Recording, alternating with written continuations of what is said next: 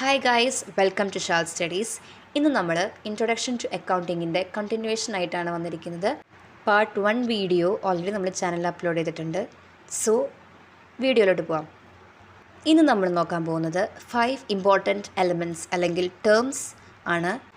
Assets, expense, liability, equity and revenue. ഈ 5 ടേംസാണ് നമ്മൾ അക്കൗണ്ടിങ്ങിൻ്റെ പ്രോസസ്സിലോട്ടിന് കടക്കുന്നതിന് മുന്നേ ഇമ്പോർട്ടൻ്റ് ആയിട്ട് അറിഞ്ഞിരിക്കുന്ന ടേംസ്. ഇതിനെ നമ്മൾ എലമെൻറ്റ്സ് ഓഫ് ഫിനാൻഷ്യൽ സ്റ്റേറ്റ്മെൻറ്റ്സ് എന്നുകൂടെ പറയാറുണ്ട്. എലമെൻറ്റ്സ് എന്ന് പറയാൻ കാരണം ഈ 5 ടേംസ് അല്ലെങ്കിൽ ഈ 5 എലമെൻറ്റ്സ് നമ്മൾ ഫിനാൻഷ്യൽ സ്റ്റേറ്റ്മെൻറ്റ്സിൽ കാണുന്നതായിരിക്കും. Asset, liability and equity balance ഷീറ്റിലും expense and revenue profit and loss അക്കൗണ്ടിലും നമ്മൾ കാണും. അപ്പം ഇനി നമുക്ക് ഓരോ ടേമിൻ്റെയും മീനിങ് എന്താണെന്ന് നോക്കാം. ആദ്യം വരുന്നത് അസറ്റാണ്. An asset is a resource controlled by an entity as a result of past events and from which future economic benefits are expected to flow to the entity. Asset എന്ന് പറയുന്നത് നമ്മൾ കൺട്രോൾ ചെയ്യുന്ന ഒരു resource. നമ്മൾ asset എന്ന് കേൾക്കുമ്പോൾ first നമുക്ക് വരുന്നത് നമ്മളുടെ കയ്യിലുള്ള അല്ലെങ്കിൽ നമ്മൾ വാങ്ങിയിട്ടുള്ളൊരു റിസോഴ്സ് എന്നായിരിക്കും നമ്മുടെ മൈൻഡിൽ വരിക. പക്ഷേ asset actually means resource control by an entity എന്ന് വെച്ച് കഴിഞ്ഞാൽ വാങ്ങിച്ചതോ അതുപോലെ തന്നെ ലീസിനെടുത്തതോ ആയിട്ടുള്ള റിസോഴ്സ് ആയിരിക്കാം. ഓക്കെ, എന്ന് വെച്ച് കഴിഞ്ഞാൽ നമ്മളത് ഒറിജിനലായിട്ട് ഓൺ ചെയ്യണമെന്നില്ല. ലീസിനെടുത്താലും അത് അസറ്റാണ്. ഇനി as a result of past events, പാസ്റ്റിൽ സംഭവിച്ച ഇവൻറ്റ് എന്ന് വെച്ച് കഴിഞ്ഞാൽ നമ്മൾ വാങ്ങിച്ചതോ അല്ലെങ്കിൽ ലീസിനെടുത്തതോ, owned or taken in lease, ഇതാണ് പാസ്റ്റ് ഇവൻറ്റ് എന്ന് പറയുന്നത്. Okay, from which future economic benefits are expected to flow to the entity എന്ന് വെച്ച് കഴിഞ്ഞാൽ ഈ അസറ്റിൽ നിന്ന് നമുക്ക് ഫ്യൂച്ചറിൽ എന്തെങ്കിലും എക്കണോമിക് ബെനിഫിറ്റ്സ് കിട്ടാനുണ്ട്. എക്സാമ്പിൾ പറയുകയാണെങ്കിൽ മെഷീനറി വെച്ച് നമ്മൾ പ്രൊഡക്റ്റ് ഉണ്ടാക്കുകയാണ്. ആ പ്രൊഡക്റ്റ് നമ്മൾ വിൽക്കുമ്പോൾ നമുക്കതിൻ്റെ സെയിൽസിൽ നിന്നും നമുക്കൊരു എക്കണോമിക് ബെനിഫിറ്റ് അല്ലേ കിട്ടുന്നത്. സോ ഈ അസറ്റിൽ നിന്നും നമ്മൾ ഫ്യൂച്ചറിൽ ഒരു എക്കണോമിക് ബെനിഫിറ്റ് എക്സ്പെക്റ്റ് ചെയ്യുന്നുണ്ട്. ഒരു തരത്തിൽ പറയുകയാണെങ്കിൽ ഈ എക്കണോമിക് ബെനിഫിറ്റ് എക്സ്പെക്റ്റ് ചെയ്തുകൊണ്ട് തന്നെയാണ് നമ്മൾ അസറ്റ് വാങ്ങുന്നത് അല്ലെങ്കിൽ അസറ്റ് കൺട്രോൾ ചെയ്യുന്നത്. നെക്സ്റ്റ് വരുന്ന ടേമാണ് എക്സ്പെൻസ്.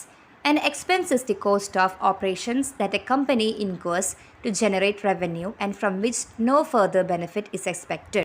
നമുക്കറിയാം, ഒരു ബിസിനസ്സിൽ ഒരുപാട് ഓപ്പറേഷൻസ് നടക്കുന്നുണ്ട്, ഒരുപാട് ആക്ടിവിറ്റീസ് നടക്കുന്നുണ്ട്. ഈ ആക്ടിവിറ്റീസ് നടത്തുന്നതിന് വേണ്ടിയിട്ട് നമുക്കൊരു കോസ്റ്റ് സംഭവിക്കുന്നുണ്ട്. ഒരു എക്സാമ്പിൾ പറയുകയാണെങ്കിൽ നമ്മളൊരു പ്രൊഡക്റ്റ് ഉണ്ടാക്കുന്നതിന് വേണ്ടിയിട്ട് ഇലക്ട്രിസിറ്റി യൂസ് ചെയ്യാണ്. ആ ഇലക്ട്രിസിറ്റി നമുക്കൊരു കോസ്റ്റാണ്. നമ്മൾ അതിന് പേ ചെയ്തു, ആ ഇലക്ട്രിസിറ്റി അവിടെ യൂസ് ചെയ്തു. പിന്നീട് നമ്മൾ അതിനൊന്നും എക്സ്പെക്റ്റ് ചെയ്യുന്നില്ല. ആ ഒരു പോയിൻ്റ് നമ്മൾ യൂസ് ചെയ്തു, അതവിടെ കഴിഞ്ഞു.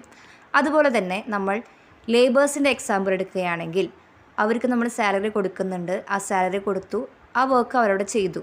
അതിനുശേഷം പിന്നീട് ആ സാലറിയിൽ നിന്ന് അല്ലെങ്കിൽ ആ കൊടുത്ത സാലറിയിൽ നിന്ന് അവർ കൂടുതൽ വർക്ക് ചെയ്യാനായിട്ട് നമ്മൾ എക്സ്പെക്റ്റ് ചെയ്യുന്നില്ല. ഇവിടെ ഇമ്പോർട്ടൻ്റ് ആയിട്ട് നോക്കേണ്ട ഒരു കാര്യമാണ് no further benefit is expected.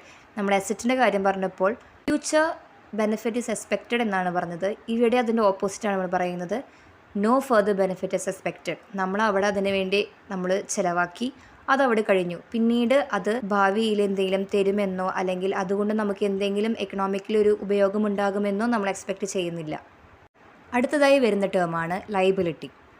A present obligation of the entity to transfer an economic resource as a result of past event. ഒരു പാസ്റ്റ് ഇവൻറ്റ് കാരണം, കഴിഞ്ഞു പോയൊരു ഇവൻറ്റ് കാരണം നമ്മൾ പ്രസൻറ്റിലെ ബാധ്യസ്ഥരാണ്. അതിനെയാണ് ലയബിലിറ്റി എന്ന് പറയുന്നത്. ഫോർ എക്സാമ്പിൾ, ബിസിനസ്സിന് വേണ്ടിയിട്ട് നമ്മൾ ലോൺ എടുക്കുകയാണ്. ലോൺ എടുത്തപ്പോൾ നമുക്ക് ആ ടൈമിൽ ക്യാഷ് കിട്ടി. അതേസമയം ലോൺ റീപേ ചെയ്യുന്നതിന് വേണ്ടിയിട്ട് നമ്മളവിടെ ബാധ്യസ്ഥരാണ്. നമുക്കവിടെ ഒബ്ലിഗേഷൻ വരികയാണ്. ഇത് റീപേയ്മെൻറ്റിന് വേണ്ടിയിട്ടുള്ള ഒബ്ലിഗേഷൻ അവിടെ വരികയാണ്. അങ്ങനത്തെ സിറ്റുവേഷൻ നമ്മൾ പറയുന്നതാണ് ലയബിലിറ്റി. ഈ ഒരു കേസിൽ ഔട്ട്സൈഡേഴ്സിന് നമ്മളുടെ അസറ്റിൻ്റെ മുകളിൽ ക്ലെയിം ഉണ്ട് എന്ന് വെച്ച് കഴിഞ്ഞാൽ ഈ സിറ്റുവേഷനിൽ പറയുകയാണെങ്കിൽ ബാങ്കിന് നമ്മുടെ അസറ്റിൻ്റെ മുകളിൽ ക്ലെയിം ഉണ്ട്. ക്യാഷ് എന്ന് പറയുന്നതും ഒരു അസറ്റാണ്. നമ്മൾ അവർക്ക് ക്യാഷ് കൊടുക്കാനായിട്ട് ബാധ്യസ്ഥരാണ്.